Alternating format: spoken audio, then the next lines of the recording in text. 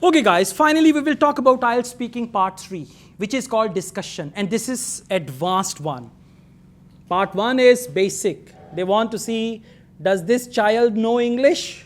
Okay. In part 2, they see whether you can speak English for 1 to 2 minutes, yeah, or you are out of breath.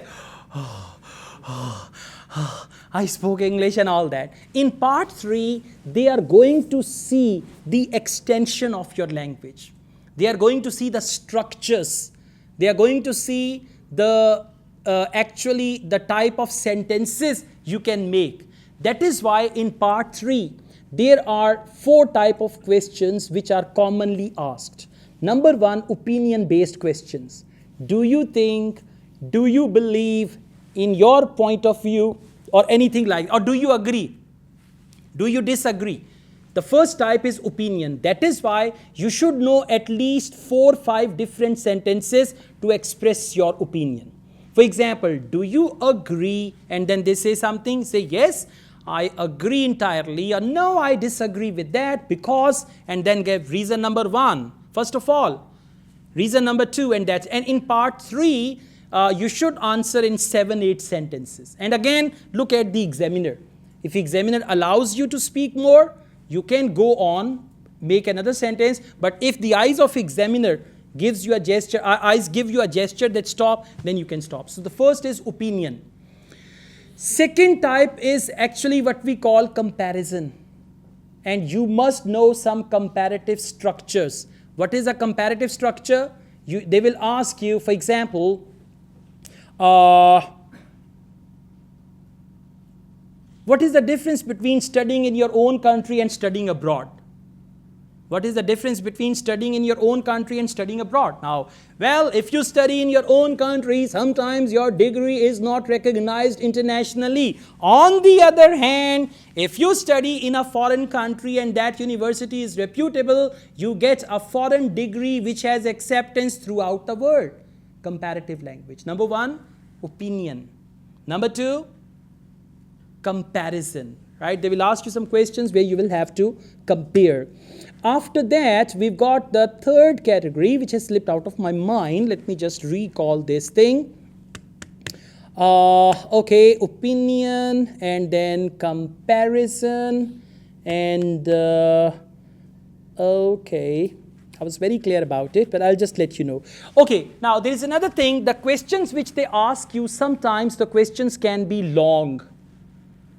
The questions, for example, in part 1, what's your favorite color?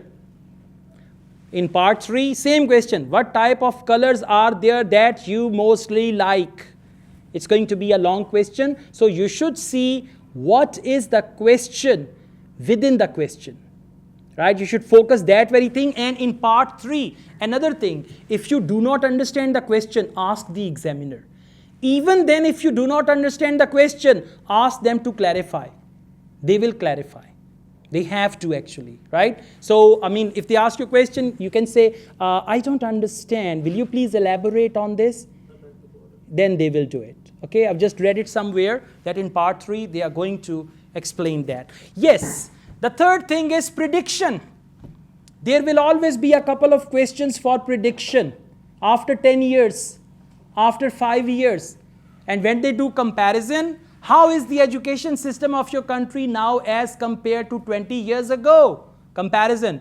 20 years ago, we used to have few schools and the infrastructure was not so good, but now we have, so comparison of past with present, and then there is a category, we call it prediction, where they will ask you questions in future, and if you answer every question like, they ask you, how will the education system of your country be after 10 years? Or how will the transport system of your country be after 20 years? You say, well, it is likely to improve. Wow, likely to improve. Then you say, I can foresee so many changes in the transport system of my country within 20 years' time. I can foresee, F-O-R-E-S-E-E. So words like it is estimated, it can be predicted, in the foreseeable future, these type of phrases will help you. And speaking part 3, answer in 5-6 sentences. So that's going to be fine. They will ask you 5 to 6 questions. If they ask you 8 to 10 questions, that means for examiner it's difficult to decide whether the band score should be 8 or 8.5. Let's talk about better band score, yeah? So then they ask you one, like, you know, we've got penalty corners in football. Penalty, what do we call, no, what do we call it? At the end, when one goal, both, penalty shootout. So there's a penalty shootout. So that's why examiner asks you more questions so that they could decide, right? So in 11 minutes, if you answer well, if you understand the questions, you can always get good band score. Thank you.